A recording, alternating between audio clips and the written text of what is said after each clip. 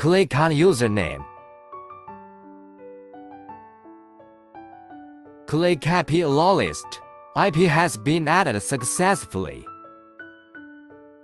Click API.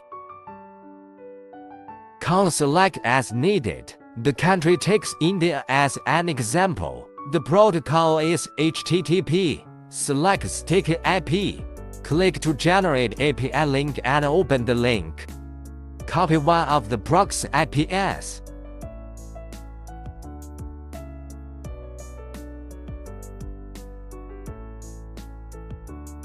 Click to create a profile.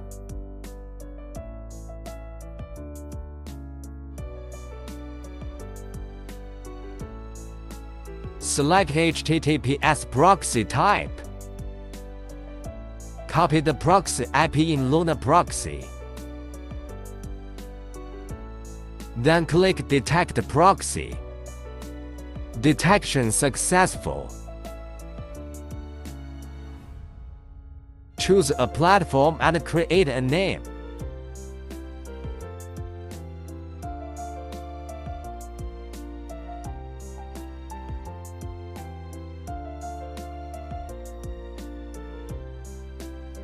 Finally, click Create.